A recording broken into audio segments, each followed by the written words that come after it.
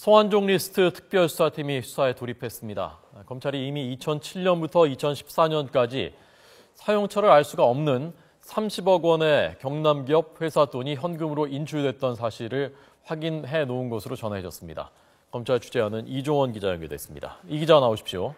네, 서울 고등검찰청입니다. 예, 특별수사팀이 본격 가동됐다고요? 네, 특별수사팀장을 맡은 문무일 대전지검장 주재로 오늘 오전 첫 회의가 진행됐습니다. 수사팀은 성전 회장 유품과 경남기업 수사 자료 등 지금까지 확보된 수사 단서 등을 중심으로 수사 방향을 논의했습니다. 검찰은 일단 성전 회장의 장례 절차가 오늘 마무리되는 만큼 유족 측이나 경남기업 관계자들에 대한 본격적인 조사는 내일부터 진행할 예정입니다. 우선 오늘은 지금까지 제기된 수사 단서들을 면밀히 살피는 작업부터 시작됐습니다. 수사팀은 이미 성완종 전 회장과 경남기업에 대한 비리 수사를 담당하던 서울중앙지검 특수일부로부터 관련 자료도 모두 넘겨받았습니다. 지금까지 공개된 녹취 파일에서 성 전 회장은 모두 현금으로 정치권에 금품을 제공했다고 주장했는데요. 검찰은 앞선 수사 과정에서 지난 수년 동안 사용처를 알 수 없는 거액의 뭉칫돈이 수백 차례에 걸쳐 경남기업 계좌에서 빠져나간 정황을 확인한 상태입니다.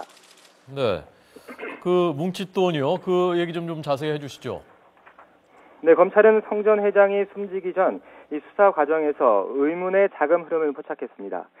지난 2007년부터 지난해 10월까지 8년 동안 경남기업 계좌에서 32억 원가량이 300여 차례에 걸쳐 인출된 사실을 확인했습니다.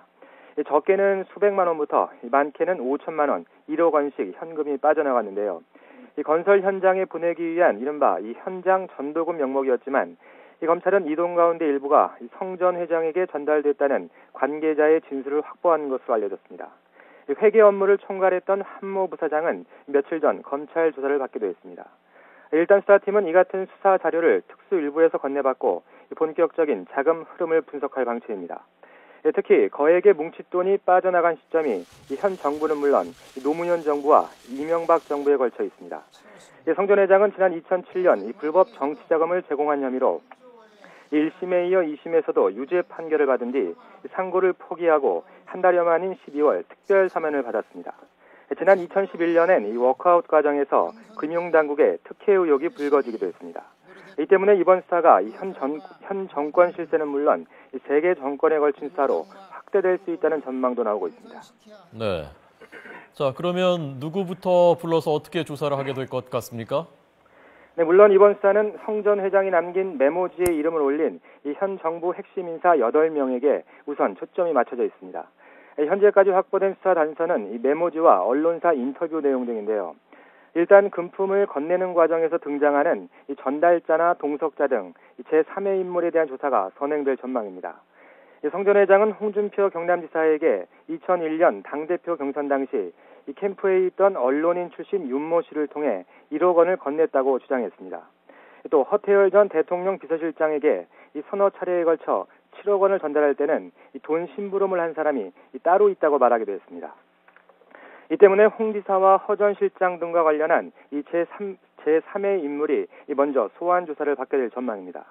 또 우선 검찰은 오늘 성 전 회장의 장례 절차가 끝나는 대로 유족 측과 경남기업 측에 요청해 관련 진술이나 자료 제공이 가능한지부터 확인할 방침입니다.